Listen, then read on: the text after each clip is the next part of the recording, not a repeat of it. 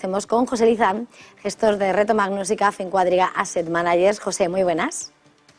Hola Eva, ¿qué tal? Muy buenos días.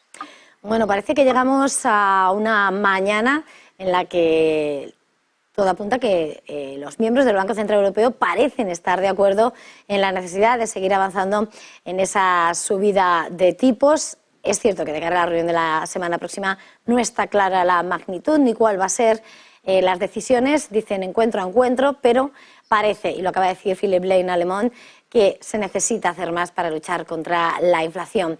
¿Cómo estás viendo y qué se desprende de esa coincidencia de tantos miembros del Banco Central Europeo? Bueno, yo creo que hay que poner todo en perspectiva, ¿no? Al final el Banco Central Europeo va muy por detrás de otros grandes bancos centrales del mundo, a pesar de que ha hecho una política de tapering en las últimas reuniones acelerando su endurecimiento de política monetaria, pero todavía tiene un gap frente a su principal competidor, que es Estados Unidos, ¿no? Y sí que es verdad que los datos de inflación están empezando a moderarse, sobre todo en la parte general, ¿no? Y la subyacente todavía le cuesta, ¿no? Y sí que es verdad que en Reino Unido hemos tenido una sorpresa negativa últimamente y sí que es verdad que los datos del sector servicios siguen siendo muy, muy robustos, ¿no? Y yo creo que ahí es donde está el principal escollo para el Banco Central Europeo. Y junto al gap que tiene contra otros bancos centrales, pues muy probablemente ellos continúen en su línea. Ayer había declaraciones de algún miembro del Banco Central Europeo ya diciendo que los 50 puntos básicos en mayo no son descartables. Y bueno, vamos a ver en qué dirección va, ¿no? Pero sí que los 25 yo creo que están asegurados y los 50 pues no son descartables, ¿no? Porque sí que es verdad que parece que toda la crisis bancaria se ha quedado bastante aislada en determinados nombres, ¿no? Y no parece que haya un efecto contagio masivo a toda la banca, y esto hace pues que junto con la fortaleza del sector servicios el Banco Central tenga que seguir con su hoja de ruta previa, ¿no? Pero bueno, vamos a ver. Yo creo que lo lógico sería 25 puntos básicos y esperar y ver, pero vamos, no es descartable después de las declaraciones de algún miembro que sean 50, ¿no? Pero sí que creo que para mí mi escenario central será una subida de 25 puntos básicos y seguir viendo cómo van los datos económicos en los próximos trimestres, ¿no? Antes de continuar, José, nos tenemos que hacer eco y sobre ello además quiero preguntarte de lo que sin lugar a dudas es uno de los grandes titulares de la mañana en esta campaña de resultados en el mercado español, con los resultados del Banco Santander que los acaba de presentar y que anuncia un beneficio atribuido de 2.571 millones de euros, apoyado en un crecimiento de los ingresos del 13%. Según ha informado la compañía a la CNMV, la actividad en el primer trimestre del año, con 9 millones de nuevos clientes en los últimos 12 meses, ha sido bueno. Dice que el crédito y los depósitos han subido un 3% y un 6% respectivamente en el mismo periodo en euros constantes, es decir, sin fluctuaciones de divisas, lo que hace que el crecimiento del margen de intereses se vea impulsado además en Europa y Norteamérica, crece el 14% en euros constantes. Los ingresos por comisiones repuntan un 7% interanual en euros constantes, con un buen crecimiento en pagos. En cuanto otras referencias que recoge, dice como la entidad va camino de cumplir los objetivos para 2023 que presentaba en febrero, un crecimiento de ingresos a doble dígito, ROTE por encima del 15%, ratio de eficiencia del 40-45%, un CET1 de fully loaded por encima del 12% y el coste de riesgo por debajo del 1,2%.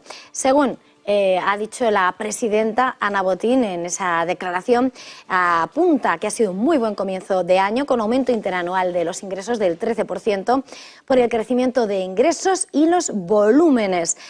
Además, señala cómo el incremento a doble dígito de los ingresos, la mejora de la eficiencia y la buena calidad crediticia les permite alcanzar un retorno sobre el capital tangible del 14,4%, por encima del 13,4% de 2022. Es, sin lugar a dudas, uno de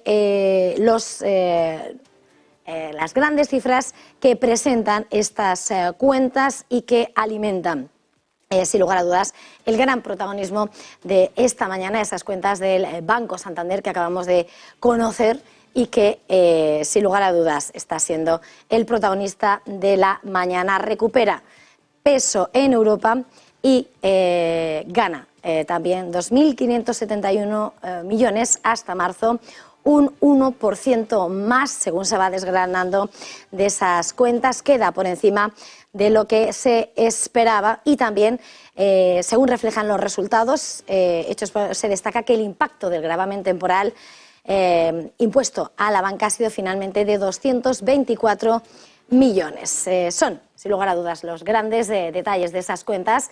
José, volviendo al análisis, bueno, están muy frescas las cuentas del Santander. Quería preguntarte cómo ves al gigante, cómo ves al sector. Bueno, pues yo creo que yo destacaría que hay claramente signos de un flight to quality, ¿no? No hay más que ver el crecimiento en depósitos, un 6%. Claramente está habiendo una búsqueda de entidades de gran dimensión por parte de los depositantes, tanto corporativos como particulares, ¿no? Y ese crecimiento, pues lógicamente está beneficiando a las entidades grandes, como es el caso de Santander, y eso es positivo porque ahora mismo, si estamos viendo a nivel mundial, todo el foco está puesto en los depósitos, ¿no? Aquel que gana depósitos se celebra en bolsa, aquel que pierde depósitos se penaliza en bolsa, ¿no? Y Santander, pues en este sentido, ha salido beneficiado por esa búsqueda de la dimensión o el flight to quality, ¿no? Claramente. Yo creo que los resultados van on track, como dice su equipo gestor, para alcanzar objetivos del conjunto del año, que son unos objetivos ambiciosos y positivos, y estamos viendo pues como el primer trimestre ha sido muy robusto y muy fuerte en este entorno de tipos de interés que les beneficia. La mora de momento está controlada, 3,1 en morosidad, a pesar de que ha habido un aumento de provisiones en Polonia, en Brasil y en Estados Unidos, en las filiales de esas tres regiones, cada uno por sus circunstancias. En algunos es por normalización, en otros es por aumento de volúmenes y en otros es por un tema de hipotecas en francos suizos por parte de la sociedad polaca. Pero bueno, la morosidad general del grupo está on track, que es otro de los puntos que está mirando todo el mundo, ver si el deterioro macro se va notando en morosidad y de momento pues está controlado. Y la parte alta de la cuerda de resultados pues está en plena explosión del repricing del Euribor y de todas las referencias de tipos de interés por la subida de política monetaria, ¿no? Entonces, pues bueno, yo creo, además, yo destacaría también que ha subido el payout del 40 al 50%, casi 12 céntimos por acción, 11 céntimos y pico por acción de dividendo, con lo cual es un dividendo bastante importante para la cotización que tiene la compañía. Y bueno, yo creo que la compañía está en un punto, no está caro en términos de valoración, estamos viendo efectos del flight to quality, depósitos al alza. Lo lógico sería que el valor lo tomara positivo y siguiera con la senda optimista o positiva que ha tenido en los últimos trimestres, porque creo que la compañía pues va a publicar un buen ejercicio de 2023 en este nuevo entorno de tipos de interés, ¿no? Miramos a la campaña de resultados. Aquí en España esperábamos a Santander. En Wall Street hoy gran cita, comienzan esas grandes FANG a presentar resultados. Microsoft, la mirada puesta, bueno, además después de también la resaca de Tesla, mirando al mercado americano, mirando esos gigantes que además vienen de haber constatado esas deficiencias unos u otros en publicidad, en crecimiento de ingresos. ¿Qué esperas? ¿Cómo lo estás viendo? Bueno, pues lo comentábamos la semana pasada contigo, que estas compañías, estos gigantes, están acostumbrados a crecimientos de doble dígito y a que todo el viento de cola fluya, y estamos en un entorno pues mucho más complicado, ¿no? Y en el caso de Microsoft se espera una ralentización del crecimiento a dígito simple bajo, el doble dígito del año pasado, y se espera ralentización en el negocio de cloud, y todos los ojos puestos también ahora con todo el tema de la inteligencia artificial y cómo van a integrar en sus plataformas, ¿no? En las distintas plataformas, todas las nuevas herramientas y qué sorpresas puedan venir por ahí de cara al futuro, ¿no? Para ver cómo van esta nueva revolución tecnológica, cómo se va integrando dentro de, y sobre todo en el caso de Microsoft, por sus herramientas de Office, ¿no? Pues todo el tema de la inteligencia artificial está con mucha expectativa, ¿no? Y ahí va a haber muchos ojos puestos y muchas miradas, pero en lo que es resultados, pues esperamos una ralentización del crecimiento, se espera que una racionalización del consumo de cloud por parte de los usuarios pues pueda hacer presionar a la baja algo todo el negocio de cloud, y también se espera que en un entorno de ralentización del crecimiento todo el tema de nuevas licencias pues se modere, ¿no? Y eso nos lleva a unos resultados de ralentización, ¿no? Y en el caso de Alphabet pues todavía más, ¿no? Porque la publicidad está sufriendo todavía más, hay más dudas sobre cómo la inteligencia artificial va a impactar sobre los buscadores, y yo creo que aquí va a haber sobre todo mucho el foco de pistas en ese sentido, ¿no? De cómo de preparados están para la nueva revolución tecnológica el tema de inteligencia artificial, y ahí se va a poner mucho el foco. Pero, como digo, se espera un trimestre de debilidad, y se espera un trimestre, si lo comparamos con 2022, de una fuerte debilidad, y si lo comparamos con el cuarto trimestre, algo más moderado, ¿no? Pero también con contracción y con crecimientos mucho más modestos y mucho más pírricos, ¿no? Entonces, yo creo que ahora también, como decíamos la semana pasada, el foco en estas grandes compañías va a estar en tener que moderar el gasto, ¿no? Porque hasta ahora estaban acostumbrados a grandes vientos de cola, crecimientos de doble dígito, y no tener que preocuparse mucho por los gastos. Y creo que también pues tendrá que haber anuncios en la parte de racionalización y optimización para ser capaces de mantener la rentabilidad para el accionista, ¿no? Que al final, si la parte alta de la cuenta de resultados se te modera, pues tienes que moderar el gasto y tienes que moderar pues la estructura, ¿no? Y yo creo que eso es un poco lo que vamos a tener en conjunto del año, ¿no? Moderación, bajar de crecimiento de doble dígito, en algunos casos a decrecimiento y en algunos casos a dígitos simples bajos, y también mucha racionalización de gastos, de contención de costes y de recortes, ¿no? Que al final es un poco lo que le toca al sector en un entorno de crecimientos más modestos respecto a lo que nos tienen acostumbrados en la última década, ¿no? Así que eso es un poco lo que esperamos, y sobre todo en estas dos compañías, mucho impacto de las noticias que puedan venir o de las novedades que puedan venir sobre el tema de la inteligencia artificial, ¿no? Saltando de asunto, quería también poner la mirada, José, en el mercado del petróleo. Hoy vemos movimientos muy moderados, lo vemos con esos retrocesos del 0,19%, el West Texas en 78,61 dólares. Vemos, por su parte, al Brent en los 82,47 dólares, pero las caídas en el Brent en el año ya superan el 4%, el West Texas del 2,27%, y en ese contexto quería preguntarte, mirando a esa cotización del petróleo, los movimientos de la OPEP Plus por controlar el precio y, de alguna manera, sus vínculos con las expectativas de una recesión. ¿Cómo estás viendo ese movimiento del oro negro? Pues exactamente lo que acaba de decir, una pelea entre la recesión o la ralentización global que se está produciendo y que se está acelerando en las últimas semanas, que presiona a la baja el crudo, y sobre todo a la demanda, ¿no? Lógicamente, y por otro lado unos países productores que ante caídas de demanda recortan la oferta, ¿no? ¿Y qué va a ser más fuerte en la balanza? Pues tendrá sus momentos, ¿no? La volatilidad está garantizada desde mi punto de vista. Yo creo que lo hemos visto, en cuanto se pierden los 75-70 dólares barril, la OPEP Plus se pone muy nerviosa y recorta producción, y lo que podemos ver es probablemente algún intento más de perforar esos niveles, ¿no? Ya lo hizo un primer intento, probablemente hará otro intento de perforar esos niveles según la ralentización económica, según nos vayamos acercando al verano y la ralentización económica, sobre todo en Estados Unidos, se vaya agudizando. Yo creo que vamos a ir viendo una presión a la baja del crudo y veremos la respuesta en el otro lado, ¿no? Yo creo que va a ser muy difícil, como he dicho siempre, perder la zona de los 70 dólares barril, porque la oferta la van a reducir de forma drástica por parte de los productores.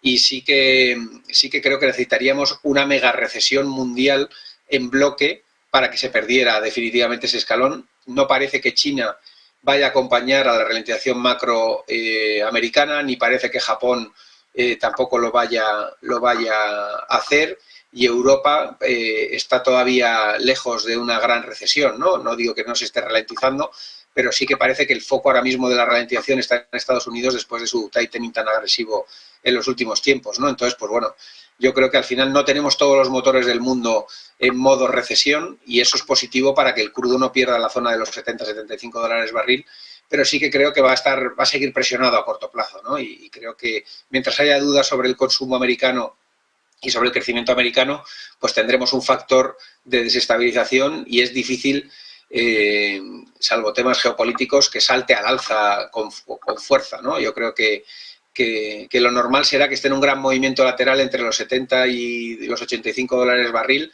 con una gran volatilidad interna dentro de esa banda. Pues con todo esto, brevemente ya, José, mirando una oportunidad, estamos en un momento de incertidumbres, a la espera de la cita con grandes datos que van a llegar esta semana, resultados, la Reserva Federal, Banco Central Europeo, la próxima semana. ¿Cómo os preparáis la búsqueda, en el diseño de esa cartera, esa búsqueda por la rentabilidad, por la búsqueda de oportunidades? Bueno, pues la verdad que el mundo está con el famoso decoupling, ¿no? No funcionan los mismos sectores en Estados Unidos que en Europa, ni que en Asia, no es el mismo comportamiento en unos mercados geográficos que en otro, y hay un gran decoupling ahora mismo y hay distintos, como digo, distintos ciclos económicos en las distintas zonas de actividad económica a nivel mundial, ¿no? Nosotros estamos sobreponderados en Europa frente a Estados Unidos. Vemos Japón fuerte y estamos sobreponderados en Japón. Dentro de Europa vemos a la periferia más fuerte que a los países desarrollados y vemos a economías como la portuguesa, la italiana, la española haciéndolo mejor y las bolsas haciéndolo mejor que otros mercados. La francesa es la que está acompañando mucho por todo ese peso del sector lujo también y lo está haciendo muy bien. Y por sectores, pues estamos largos de lujo, estamos largos de banca, estamos largos de seguros, estamos largos, hemos ido entrando en el sector farma ante la debilidad reciente, en un movimiento un poco contra tendencia. Tenemos algo de energía y petróleo, a pesar de que tenemos dudas en cuanto al corto plazo, pero sí a largo plazo nos parece una oportunidad las caídas de las cotizaciones que ha habido. Y nos estamos centrando estamos algo largos en la parte industrial de bienes de equipo, sobre todo europeos, y tenemos una cartera con cierta deslocalización, ¿no? Porque no vemos el mundo que hay una gran tendencia de fondo en su conjunto, ¿no? Y como digo, sobreponderamos Europa frente a Estados Unidos. Y también estamos largos de la parte de turismo y ocio y la parte de alimentación y bebidas, sobre todo en la parte de bebidas, que estamos viendo que la campaña está siendo muy positiva, sobre todo para cerveceras, para bebidas alcohólicas. Estamos viendo que el reopening está teniendo sus efectos en la parte de turismo y en la parte de bebidas, sobre todo, ¿no? Y ahí es donde estamos posicionados y donde tenemos concentrado el grueso de nuestras inversiones en la cartera ahora mismo. Pues muchísimas gracias, como siempre, José Lizán, gestor de Reto Magnus y Café en Cuadriga Asset Managers. Ha sido un verdadero placer, feliz jornada, feliz negocio. Igualmente a todos, un saludo. Nosotros